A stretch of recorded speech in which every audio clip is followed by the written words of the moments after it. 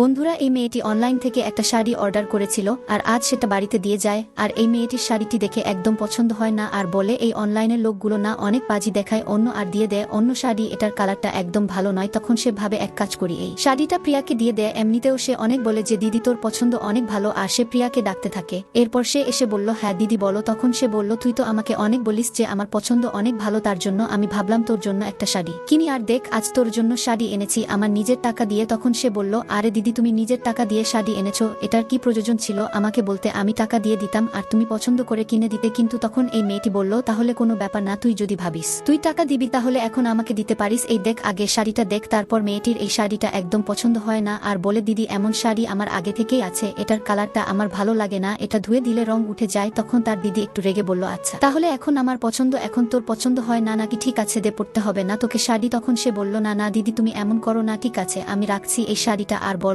এটার দাম কত নিয়েছে। তখন এই মেয়েটি বলল এমনিতে আমি এটা 5,000 দিয়ে কিনেছি, তুই আমাকে 3,000 দিয়ে দিস তাহলেই হবে। তখন সে বলল আচ্ছা ঠিক আছে, আর সে একটু মন খারাপ করে রান্না করতে চলে যায়। কিছুক্ষণ পর এই মেয়েটির স্বামী অফিস থেকে বাড়িতে ফেরে আর তাকে দেখে বলে আরে তুমি এইসব কি করছো, তুমি তো জানো আজ আমাদের অফিসের মধ্যে একটি অনুষ্ঠান আছে, তোমাকে তো আমি সেজে থাকতে বলেছিলাম, এখন আবার দেরি হয়ে যাবে। তখন তার স্ত্রী বলল আসলে দিদি বলল তার শরীরটা বলে ঠিক লাগছে না, তাই আমাকে বলল রান্না করতে, বলল এইসব ছাড়ো আজ আমি যেতে পারবো না, তুমি একাই চলে যায়। তখন সে বলল বৌদির আবার হঠাৎ কি হলো দাঁড়াও আমি দেখে আসছি। তখন তার স্ত্রী বলল আচ্ছা দিদির ওখানে যাচ্ছ তাহলে দিদিকে টাকা দিয়ে দিও, আসলে দিদি আজ আমার জন্য একটা শাড়ি এনেছে। তখন তার স্বামী বলল আচ্ছা ঠিক আছে। আর এদিক এই চালাক মেয়েটি তার মাকে ফোনের মধ্যে বলছিল মা আমি বোনকে যেটা বলি সেটাই করে, সে অনেক বোকা। আর হ্যাঁ আমি অনলাইন থেকে একটা শাড়ি অর্ডার দিয়েছিলাম আর আজ সেটা এসেছে, আর ওই শাড়িটার কালার অনেক খারাপ ছিল আর শাড়িটার দাম 2,000 টাকা ছিল, আর সেটা আমি প্রিয়াকে পুটিয়ে কথা বলে 2,000 টাকার শাড়ি 3,000 টাকায় দিয়ে দিয়েছি। এখন দেখো এই বাড়িতে খালি বড় বৌমার হুকুম চলবে, আসতে আসতে আমি সব কবজা করে নিব। আর এইসব কিছু তার দেওর শুনে ফেলে, কিন্তু এখন বড় বৌমার সঙ্গে কি হবে সেটা দেখে যাবেন, কিন্তু তা দেখার আগে এই ভিডিওটিতে একটা লাইক করে দেবেন আর চ্যানেলটিকে সাবস্ক্রাইব করে দিবেন।